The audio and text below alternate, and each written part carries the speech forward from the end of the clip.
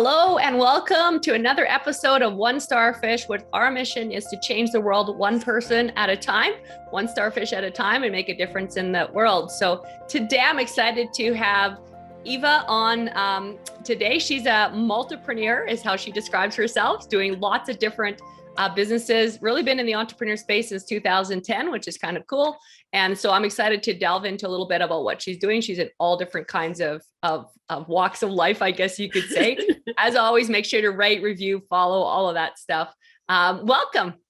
Hey, thank you so much for having me. And I'm super excited. I don't know how your 2022 has been, but mine has been nonstop.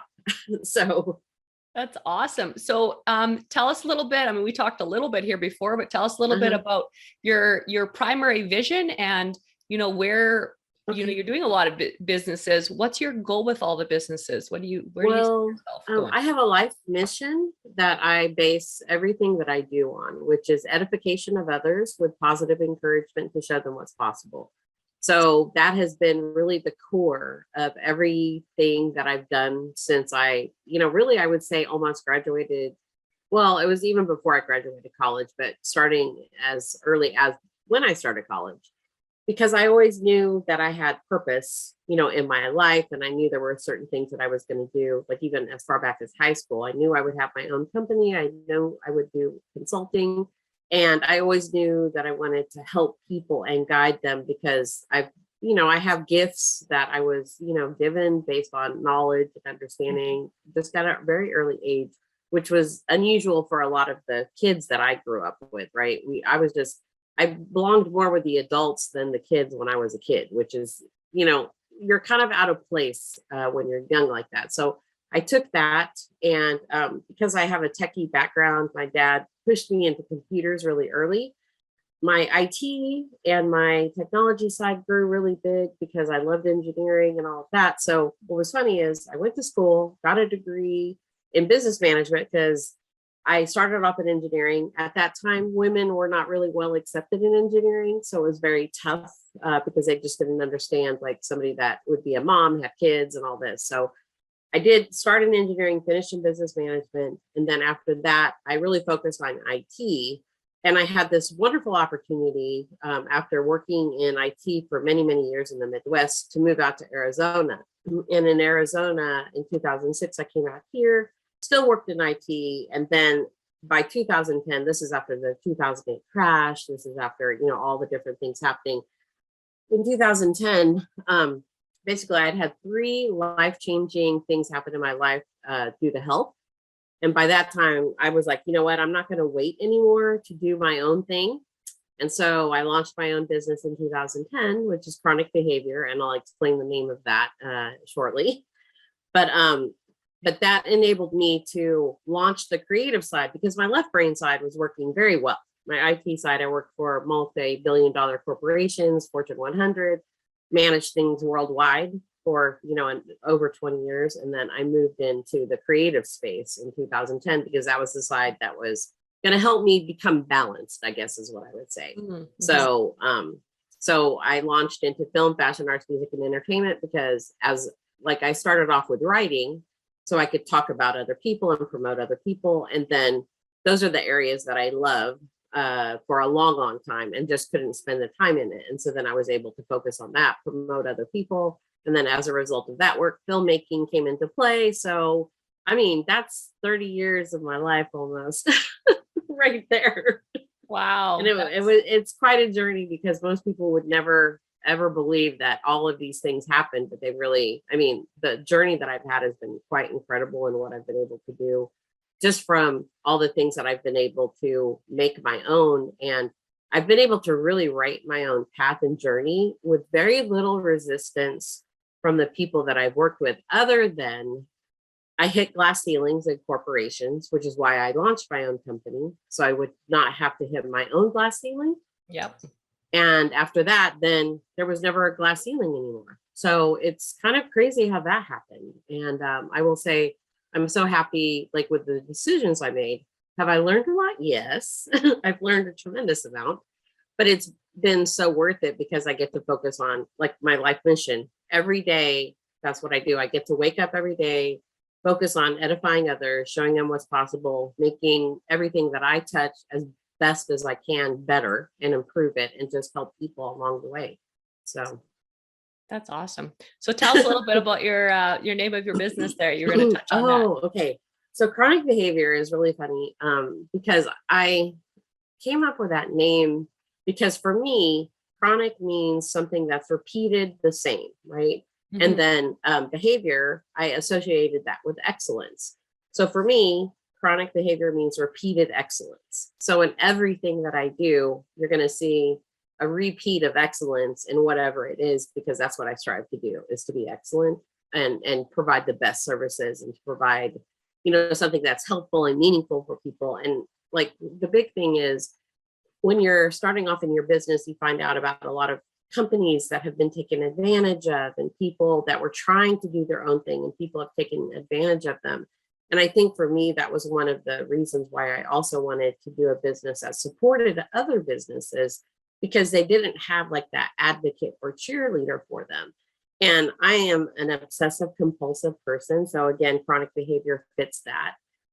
Most people cannot understand everything that I do because it's overwhelmingly so much for them. So again, that also goes with the chronic behavior, because it's something about me that I've been like this since I was young. So I know it's who I am. And chronic behavior seems to explain it. And we launched a slogan for my company in 2018, when it was my 8-year anniversary. And we called it a chronic behavior lifestyle, was a tag name. And everybody loved that, because they said, yes, that's exactly what you do, is you have a chronic behavior lifestyle. And everybody could relate to that. So I said, this is why the name works, which not everybody would be probably so bold and confident to use that, because they may associate other things. But I have also worked with people in the mental health fields, and I've worked with kids that were out of group homes, CPS, and homeless, and had mental behavioral issues because of the abuse that they observed. So I've actually worked in those industries. I've worked with suicide prevention and a lot of other areas where the chronic behavior actually just crosses over into my world so much that it makes sense. So it is a lot of who I am. So that's where it came from, and that's why I use it. That's interesting. And so what's your main group of people that you try to reach out to? You kind of mentioned artists, I think, before. But Yes. yeah. So filmmakers and fashion are the two dominant areas. I've been making films since 2016 is when I delved into that, but I was doing a lot of media broadcasts. So, but also in filmmaking, you're dealing with all kinds of people. So not just filmmakers, because the audiences are not filmmakers, and a lot of the people that you bring in, they're not filmmakers, they may be actors.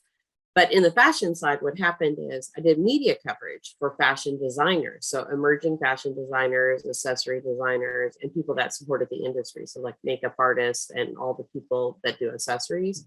So the media coverage is where the filming started. So that was kind of the bridge from fashion to film. And then I worked with fashion weeks and a lot of different fashion systems, which I still have relationships with today. And then I crossed over into actually starting to tell stories with film in that, like I said, the 2017-16 timeframe. And then in 2018, I fully went into like doing filmmaking, but still have fashion and all my IT stuff as part of this, because I have to be balanced. So my left and right brain have to do both. That's interesting. So you've talked a lot about, I've noticed like who you are and stuff. What defines someone in your mind of who they are? Oh gosh, I think, well, first is understanding what your purpose is. I think if you understand that, then it's easy for you to be able to say things that you would do and things that you wouldn't do. Because if you use your purpose as kind of your basis for making decisions, that obviously is part of like how you are and how you think and what you would be willing to do versus not. So that's one of the key things. And like mission, vision, purpose are my top 3 things. And I do business coaching with individuals in those areas specifically because a lot of people, and I don't know if you've heard this, but as you're growing up, you're kind of stuck in patterns of your program. Yeah. Based on how your parents, based on how their parents, based on that whole background, and then based on where you live, based on the people that you're associated to. So that programming, what I learned at a very young age is that that programming is not really who you are. That's just everything around you and those influences that are there. So you've got to figure out what is your core and what motivates you, what gets you excited, what gets you to do things that could change and to want to learn. And because learning was always a very big aspect of my life. So for me, that is key, is to understand what is really the programming part of your life that you didn't control yourself, and then what is it that you actually control. Once you can start to separate those two, and then you can find what it is that's, and I don't want to say that makes you happy, but that actually fulfills you.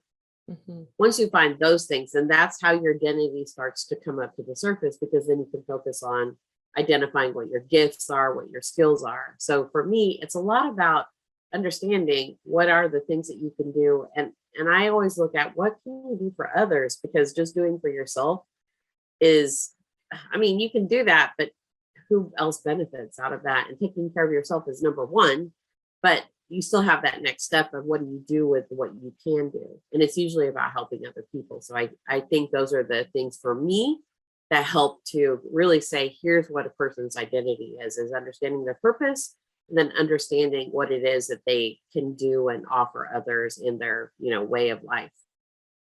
That's really cool.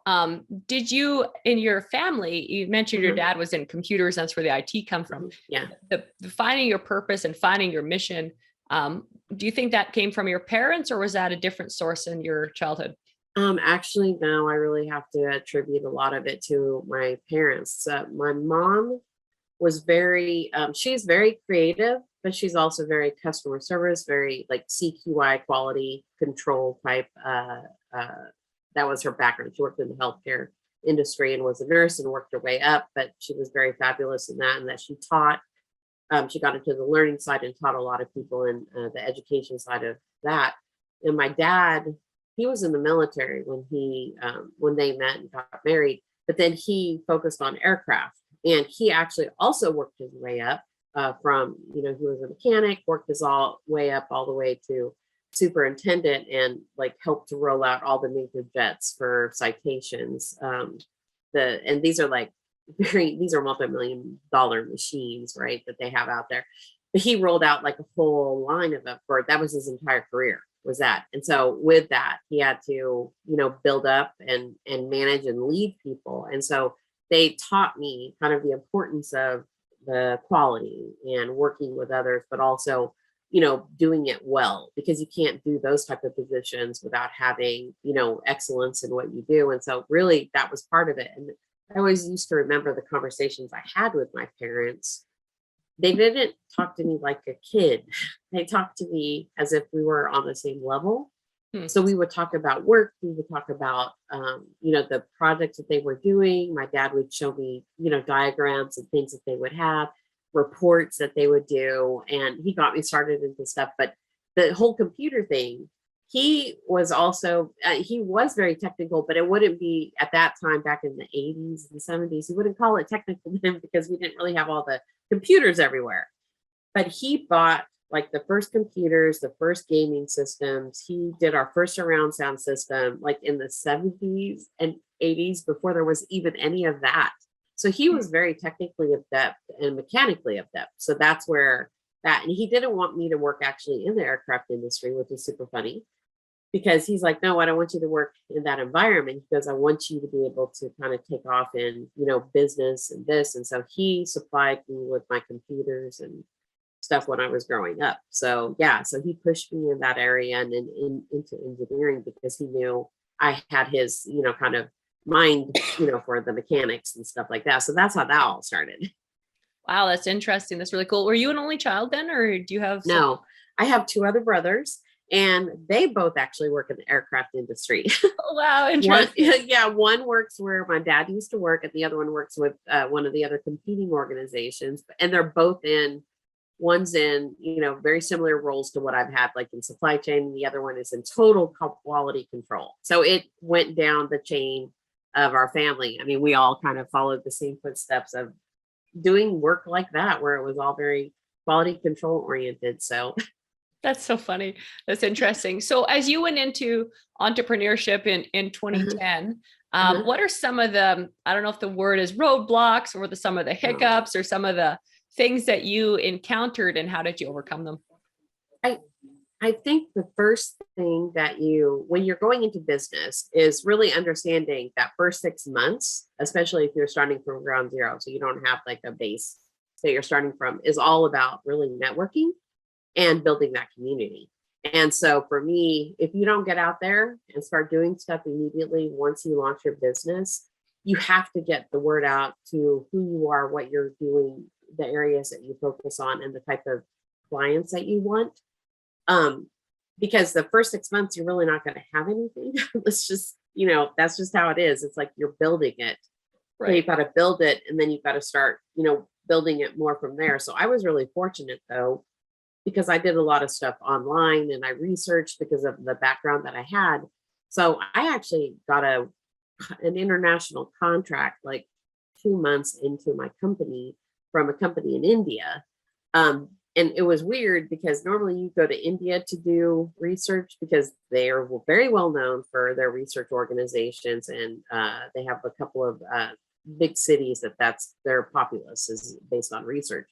That they were actually coming to me to provide them information. So it was very super weird that I actually had India paying me instead of me paying India. So I count that as a very great win for my first contract. And I worked with them for a couple of years.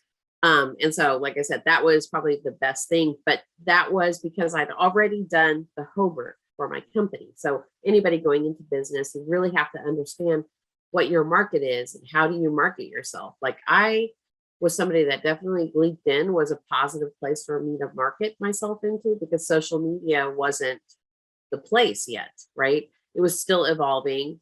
For the creative side, yes, there's a lot of creative stuff that's on social media, but still it was evolving. So it was really understanding, where do you place yourself in business? And if you don't place yourself properly, it takes a long time to build up those followings and things like that. So for businesses that are starting out, you really have to have that strategy almost the moment that you start. You can't start your business and then evolve it. So that's a big challenge, I would say, for a lot of companies starting. They don't have that planning, which you think, how do I plan it if I don't know it? But every business should have a strategy before they launch and what they go into. I highly recommend you have a plan, you have all of this for your first 3 years, because if you don't, what are you working towards? Right. So Mhm. I would say those are some of the challenges that you can have. I say I was fortunate because I was able to make all of that work up front. Now, other challenges that I did have is, hey, you get swindled. That happened. People that say, hey, we'll invest in your company, we'll help you do these things. And then in fact, that they don't, they swindle you out of money because they make commitments and then they don't follow through. So I did have that happen Wow. very early on, which, again, you learn from that experience. But sometimes not And that would always. not have been a fun experience. I haven't had No. that specific one because Yeah. our business isn't that's Yeah. not really a thing, I guess. Uh-huh. Um, how did you, so you lost money, in other words, Oh, yes. when you're trying to build a business and don't have any money to lose, Yeah. how did you like mindset? What got you through it? Because you're just like, well, you just kind of get through it, you move on. But like Yeah. thinking back, what actually Uh-huh. got you through it? Because people have those occasions and Uh-huh. then it takes them out Right. of the game. Yeah. So So, like for me in particular, it's like whenever you do anything, and this is what I have to say as an adult, what do you have to do? You have to be responsible for all your decisions. You mm, have to be responsible for everything that happens, good or bad. So, the big thing that I did at that time, I was renting a house, and it was like, there's no way that I can afford what I'm doing right now because of this situation, because I took the responsibility of like money that was owed, I had to pay back. So I had to figure out how was I going to do that. So I downsized. I basically gave up a house that I was renting, downsized to 1 bedroom. Fortunately, was with a friend who needed, somebody to rent a room.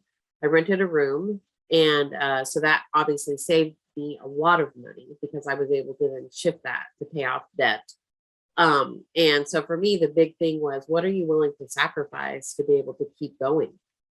because at the end of the day, if you have to be responsible for it, you've got to figure out, how am I going to meet my other commitments? Because you still have to be responsible, even though maybe somebody else wasn't, or somebody else took advantage of you. And like I said, those things happen. Even my dad, I remember talking to my dad about that. He had an experience where he was, taken for money. And it's like, you know what?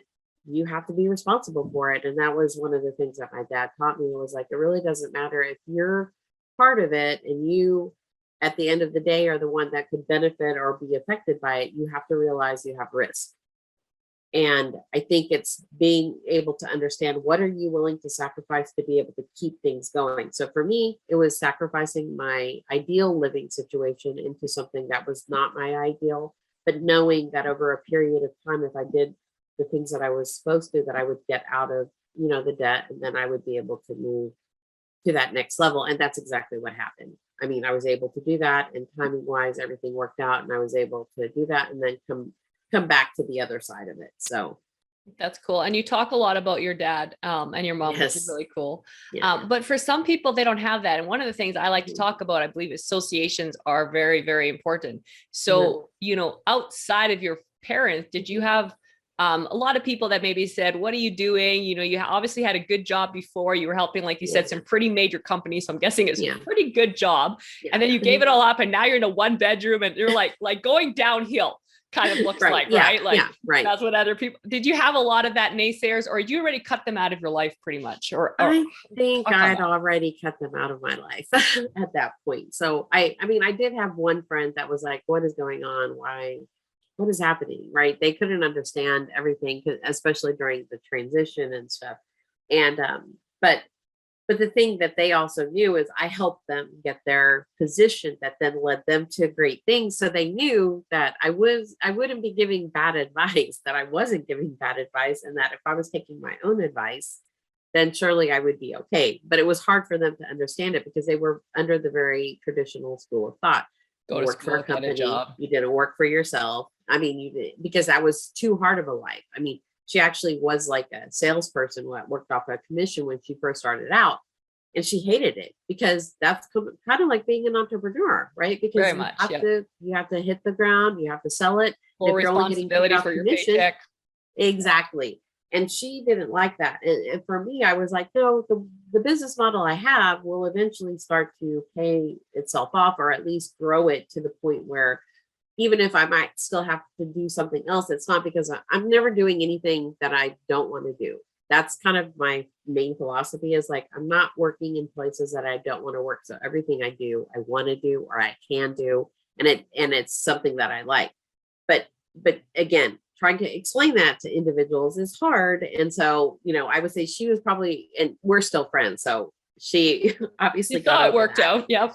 How successful I've been since then. So it's not a problem. but I would say it is hard to explain a lot of the journey that I've had, because everybody's like, they see a lot of times one side of it, they don't see the other side, and then they find out that I actually do two major things, and they're like, how is that even possible? Like, most people always ask, when do you sleep? That's the number one question I get from my friends and people that don't know me when they hear what I do. And when do you sleep? Do you sleep? Do you look after that? I do. I actually do sleep, but I but it varies. I'll just put it at that. It's sometimes I don't have to sleep, but sometimes I do have to sleep. So I just go with whatever my body needs. You do look after yourself, your health, yes, kind of as priority. I have to. Yeah, good. I have some chronic health issues that, as a basically hereditary things that it's just like things that I have to monitor. Diabetes is one of those. High blood pressure, again, family, runs in the family. I am a cancer survivor. And then I had a really bad car accident where it messed up my back. I had to have back surgery because I couldn't walk. So I have chronic pain because I have permanent nerve damage. Right. So when you add all those things up and put them together, and then also I did have a tumor in my gallbladder that messed up my GI system. So I deal with a lot of actual medical issues. But again, when you take care of yourself in the grand scheme of things, you're doing all the right things and you're managing your health along with everything else. I mean, it's part of life. This is what you have to do, is like figure out what are the things you have to do for yourself so that you can do other things for other people. And that's really what I do and what I've been doing. So, And that's yeah. so important because like a lot of people see entrepreneurship, and including myself, where it's just like hustle and grind. And I mean, there is a degree of that for sure, but like I learned the hard way. I ran my body down and I got MS. So, you know, I 100% responsibility. I take full responsibility that I brought it onto myself. And so, yeah, now I've had to work on some of those, like you said, you've got to look after yourself because you know, so if you're listening to this and you're like, oh, I don't want to be an entrepreneur, you have to look after yourself first, because someone said to me, what happens if you die early? Because, you know, because you ran your body, then who are you helping? And I was like, nobody.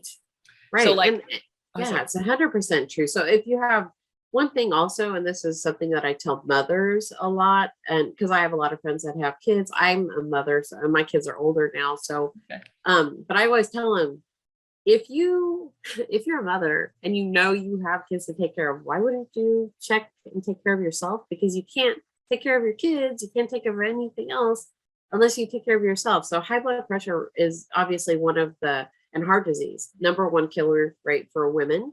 And a lot of that is because of that, right? They stress and they don't take the time to take care of themselves. And granted, do you as a mother have time to take care of yourself? No, because you're taking care of other people. However, every day there are things that you can do, little things that you can do to just check. And if you have issues with hypertension and things like that, this is my, plug for that, because I have high blood pressure and I've been maintaining it since I was first diagnosed, because it will lead to bigger heart disease. And that is, again, being the #1 killer of women. It's like, there's no reason for it if you can manage it. Right. And it doesn't take very much, but it does take an effort, and you just have to do that. And I always look, if you have kids, why would you do that to your kids? Why would you put yourself at a risk? If I mean, I can't fathom the idea. And so my friends are like, yes, we know you evangelize this like crazy. And I'm like, I know. And I'm a broken record because I'm obsessive compulsive, as I said. So, well, and that's so awesome that you are. Cause like I said, with you running numerous businesses, I know a lot of business owners, obviously, and a lot of them, it is the hustle and grind. And like, I remember when I started, 4 a.m. and I'd go to bed at 1 a.m. and that was like romanticized in that circle. Like that's good. And then I was like, when my health went down, I was like, maybe our system's a little bit screwed up here. And we should be talking about looking after ourselves, especially for people that are super driven, or like you have kids and everything comes first. You've got to look after yourself because you can't pour from an empty cup. Yeah. And I will say, even in the corporate world, there are certain businesses. And I will say, when I made my change from the corporate world to entrepreneurship, it was really because I was working 80 to 100 hours a week with a company, not for myself. And I had zero life. And it wasn't that company wasn't great, but they just didn't treat their employees to have work-life balance at all. And 80 to 100 hours a week, you can't survive. And I got really sick as a result of that. So when I did launch my business, part of that was getting my health back. And because I could control it then, and I could say, no, I'm not working like that anymore. I don't have to. I can choose how I want to work. So that is absolutely right on. It has to be our choice to do that, but we have to figure out what is that fix, because sometimes you don't know that until you get into it. And then it's like, oh my God, this is what this is. It's like, you have to be willing to change also. And that's I think that's a fear a lot of people have, is change. And I would say I'm a perfect example of somebody that's had to change so many times that I'm like, change is like nothing for me, because it's what you have to do. And if you're not ready for it, then get ready for it, because it's going to happen whether you like it or not. Exactly. So you just got to decide your response to it. 100%. So wow, that's so good. Those are such good points. And talking about your job working that long, that's what I say to people too, because they say to me, like, man, don't you have a life sometimes? Because I love my business.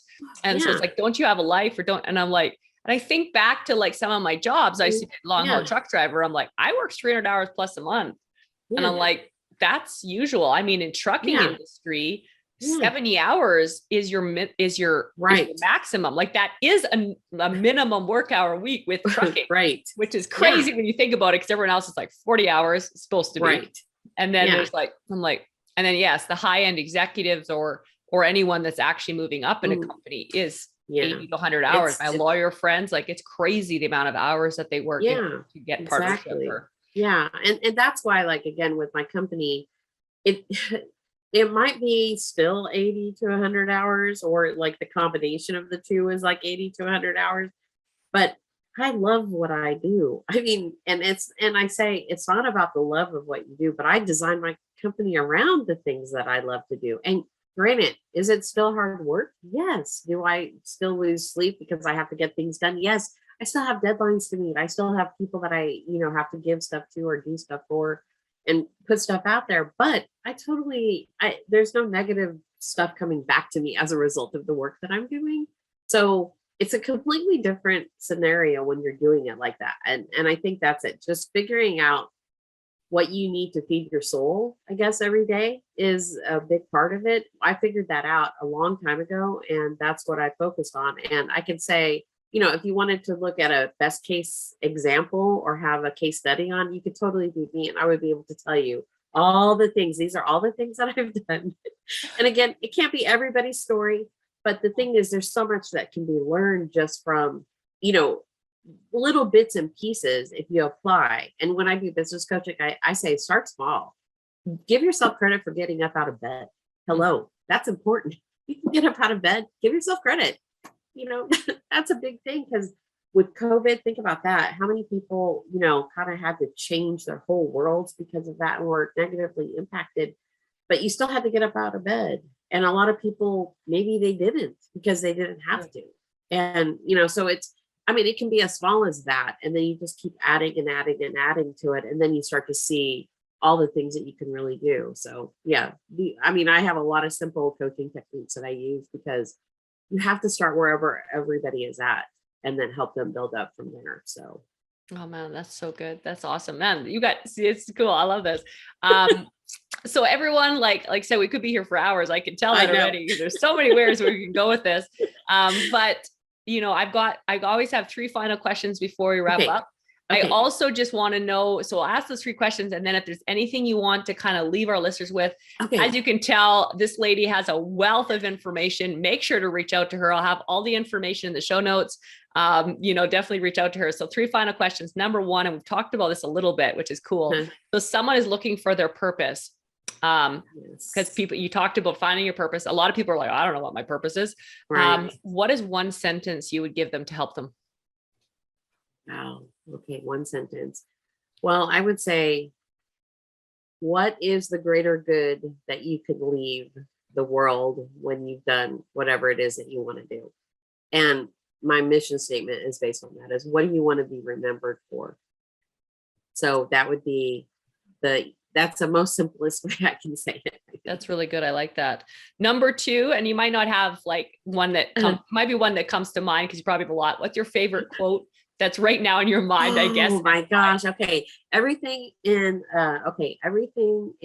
life is hold on one second. Let me get it right, because I have this. Yeah. It's everything in life is about, well, no. Let me think. I'm trying to remember exactly the words, but I'll give kind of a rundown. Sure. Everything in life is about sales, and everything in life is a test. So basically, you're always selling something. It doesn't matter what it is. Every single thing you are trying to sell, you're trying to get somebody to listen to you. You're trying to get a meeting with somebody. You're trying to give something to somebody. You're trying to get something from somebody. That's all sales. All sales. Right? And then everything is a test. What isn't a test in life? So really, those are the 2 things that come together. And that's kind of my, favorite one. I like that. That's a good one. What is one word or sentence that you would want on your gravestone? Oof. I guess love. That's all I can say. Love. That's a good one. I like that. Was there something that you would like to kind of leave as a final, I don't know, whatever for the listeners? I would say, as a listener, if there's something that you want to do, just go do it. Don't wait. Don't put excuses in front of why you can't. If you want to do something, don't say wish you could do, just go do it, even if you fail, because you will learn from that and you will know what you need to do next, even if you fail. So just go do it. If you want to do something, don't wait, because you never know when your last day is. So good. Yes, just do it. Don't live a life of regrets. Right. Yeah, that's awesome. Well, thank you so much for jumping on. As always, everyone, rate, review, share, subscribe, all those things. Make sure to reach out to either one of us, tag us on Instagram, all of that kind of good stuff. And, go out there and change one life at a time. And if we all change one life today, we'll start to actually make a ripple effect and start to change the world. So thanks so much.